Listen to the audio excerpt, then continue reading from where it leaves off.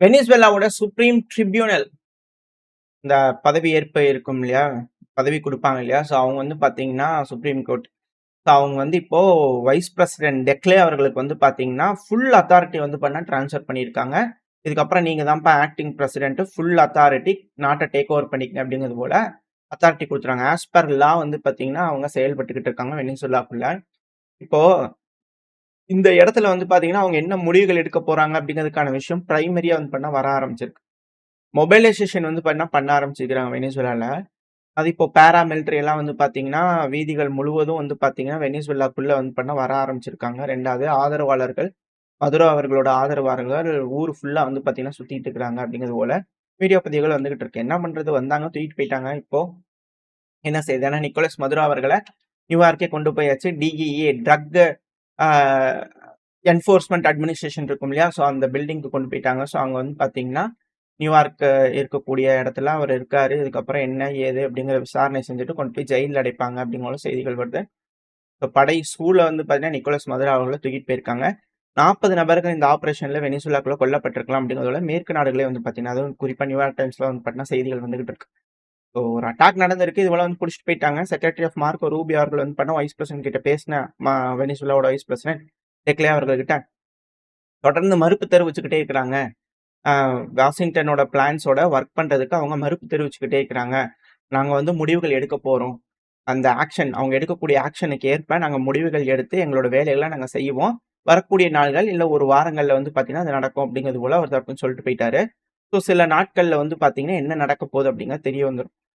இது அமெரிக்காவோட ஒரு காலனியா இருக்க வைக்கிறதுக்கு ட்ரை பண்றாங்களா அப்படின்ற கேள்விகள் இருக்கு. லைனா அதுக்கான செய்திகள் வருது.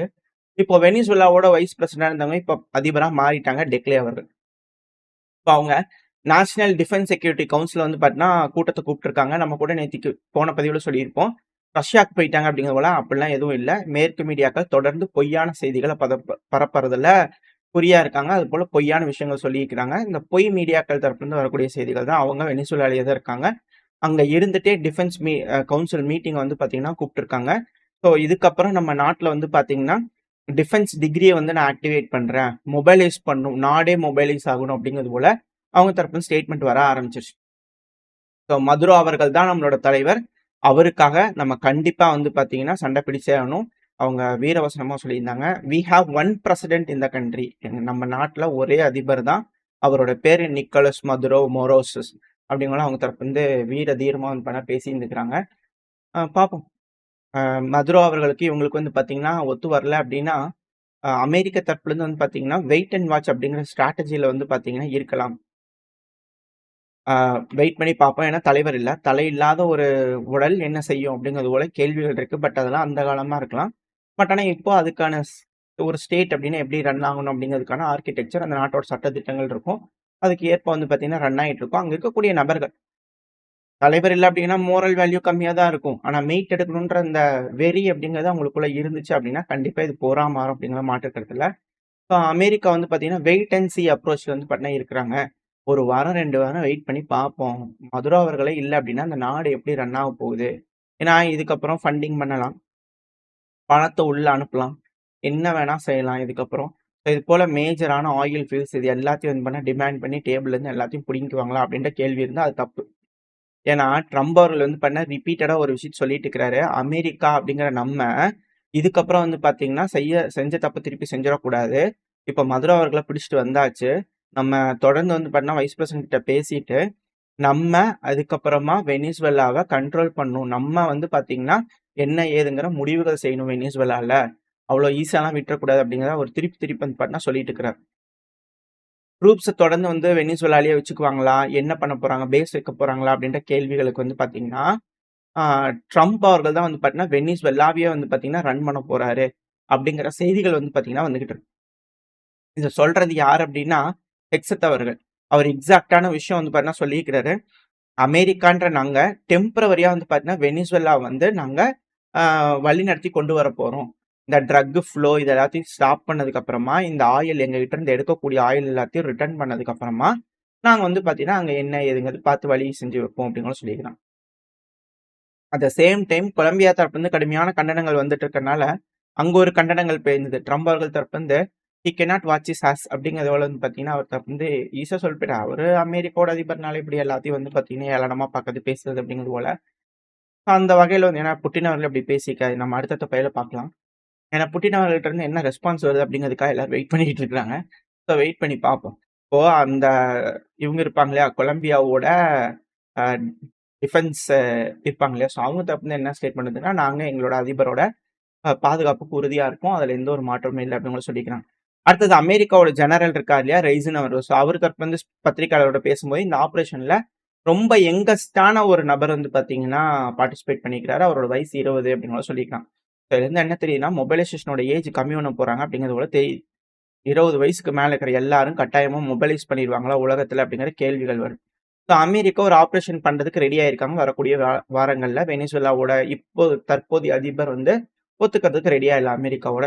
ஸோ இப்போ வெனிசுவேலாவோட டெலிகம்யூனிகேஷன் மிக முக்கியமான விஷயம். டெலிகம்யூனிகேஷன் வந்து பார்த்தீங்கன்னா, ஓப்பன் சேனல்ஸ் எல்லாத்தையும் வந்து பண்ண சஸ்பெண்ட் பண்ணிட்டாங்க. ஏன்னா அவங்க மிலிட்டரி டிகிரி கொண்டு வந்திருக்கனால, இதுக்கப்புறம் நாடு ராணுவ சட்டத்துக்கு கீழ வர மாரியான வேலைகள் இருக்கும். இந்த வார் முடிஞ்சதுக்கு அப்புறம் தான், அதுக்கப்புறம் அவங்க எலக்ஷன் வைப்பாங்களா அப்படின்ற கேள்விகள் வருது. அதுவும் மதுரோ அவர்கள மீட்டெடுத்ததுக்கு அப்புறம் நடக்குமா அப்படின்ற கேள்விகள் இருக்கு. இல்ல என்ன நடக்க போகுது? கடவுள் விட்ட வழிதான். இப்ப அந்த மெயினா செய்ய வேண்டிய விஷயம், அந்த பிராட்காஸ்ட் சேனல்ஸ் வந்து ஓப்பன் பிராட்காஸ்ட் சேனல்ஸ் எல்லாத்தையும் வந்து பார்த்தீங்கன்னா, க்ளோஸ் பண்ணியிருக்காங்க. இந்த குளோப் விஷன் அப்படிங்கிறது போல வந்து பார்த்தீங்கன்னா, வெனிசுவேலாவோட அ ராணுவ சேனல்ஸ் தான் வந்து பார்த்தீங்கன்னா, இதுக்கப்புறம் வந்து என்கிரிப்டட் சேனல்ஸ் தான் வந்து பார்த்தீங்கன்னா ரன் ஆகும். ஓப்பனா இதுக்கு மேல சேனல்ஸ் வந்து ரன் ஆகாது. எல்லா சேனல்ஸும் வந்து பார்த்தீங்கன்னா, அலைன் ஆகணும் அப்படிங்கிறது போல சட்டங்கள் வர ஆரம்பிச்சிருச்சு. இதுக்கு எலான் மஸ்க் அவர்கள், அவர் தரப்புல என்ன வந்திருக்குன்னா, வெனிசுவேலாக்கு இதுக்கப்புறம் ஃப்ரீயா வந்து பார்த்தீங்கன்னா, பிராட்பேண்ட் சர்வீஸ் தருவோம். பிப்ரவரி 3லேருந்து வந்து பார்த்தீங்கன்னா, த்ரூ அவுட் வெனிசுவேலா இன்டர்நெட்டுங்கிறது வந்து பார்த்தீங்கன்னா, எந்த ஒரு பிரச்சனையும் இல்லாம தங்கு தடை இல்லாம கிடைக்கும் அப்படின்னு கூட சொல்லிக்கிறாங்க. அதாவது நம்ம நாட்டுல வந்து பார்த்தீங்கன்னா, சொல்ல வரேன், எதுவா இருந்தாலும் சரி, சேட்டலைட்ல இன்டர்நெட் வந்துருச்சு அப்படின்னாலே, அந்த சேட்டலைட் நம்ம நாட்டு பக்கத்துல வந்துட்டு தான் இருக்கும். முதல்ல வர்றதுக்கு தடைகள் போடணும். அப்படி அவங்க கேட்காம வராங்க அப்படின்னா, அத அடிக்கிறதுக்கான எஃபிஷியன்சி இருக்கணும். இல்லன்னா இது போல தான் நடக்கும். நாட்டுக்குள்ள என்ன வேணாலும் சொல்லி, என்ன வேணாலும் பரப்பி, என்ன வேணாலும் செஞ்சிட முடியும். அவங்களோட டிவைஸ மட்டும் உள்ள ஸ்மக்கிள் பண்ணாங்கன்னா போதும். ஆல்ரெடி பார்டர்லலாம் இது போல ஸ்டார்லிங்கோட டெர்மினல்ஸ் இருக்கு அப்படிங்கிறத பார்க்குறோம். அந்த டெர்மினல்ஸ் மட்டும் உள்ள கொண்டு வந்திருந்தாங்கன்னா போதும். சேட்டலைட் மேல இருக்கும்போது அவங்களுக்கு கனெக்டிவிட்டிங்கிறது ஆட்டோமேட்டிக்கா கிடைச்சிரும். தடுக்கிறது அப்படிங்கிறது வந்து பார்த்தீங்கன்னா, சுத்தமா முடியாத ஒரு காரியமா இருக்கும். இதுக்கப்புறம் வெனிசுவேலாவோட தலையாய கடமை அப்படிங்கிறது இந்த ஸ்டார்லிங்க் கனெக்ஷன கட் பண்றது.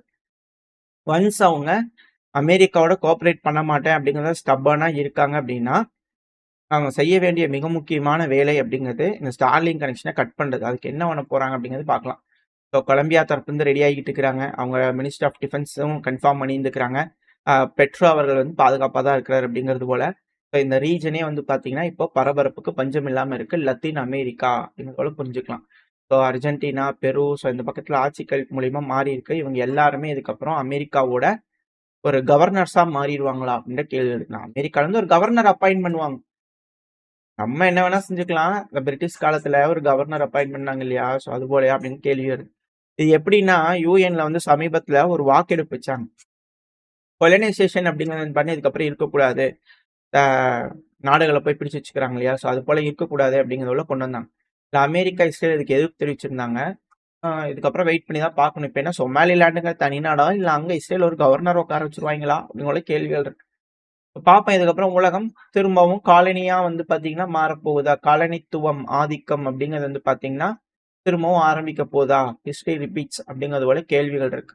ஸோ உலக தலைவர்கள், மத்த தலைவர்கள்லாம் இருக்கு. இந்த சீனா ஜின்பிங் அவர்கள், புட்டின் அவர்கள், இவங்கலாம் ஏதாவது எஃபெக்டிவா ஏதாவது வேலை செய்ய போறாங்களா? இல்ல என்ன ஏதுங்கிறது தெரியல. வெயிட் பண்ணி பார்ப்போம். இல்லன்னா ஃபோன் பண்ணி "சொல்றத கேட்க மாட்டியாப்பா?" அப்படிங்கன்னா எல்லாரும் கேட்டுக்குவாங்களா? இந்த போல கேள்விகள் இருக்கு. வெயிட் பண்ணி பார்ப்போம். ஓரளவுக்கான தகவல்கள் இந்த பதிவுல பார்த்துருப்போம்னு நினைக்கிறேன். இதோட இந்த பதிவு நான் முடிச்சுக்கலாம். இந்த பதிவு எப்படி இருந்துச்சு உங்களுக்கு பிடிச்சிருக்கா? பிடிச்சிருந்தா லைக் பண்ணிட்டு உங்க ஃப்ரெண்ட்ஸ் நம்மள ஷேர் பண்ணிக்கோங்க. அது கூடவே மறக்காம நம்ம சேனல் இன்னும் சப்ஸ்கிரைப் பண்ணலாம். மறக்காம சப்ஸ்கிரைப் பண்ணிக்கோங்க. இந்த பதிவு நல்லா இருக்கும்னு நம்பிக்கை. அடுத்த பதிவு உங்களை சந்திக்கிறேன். Stay safe. பை.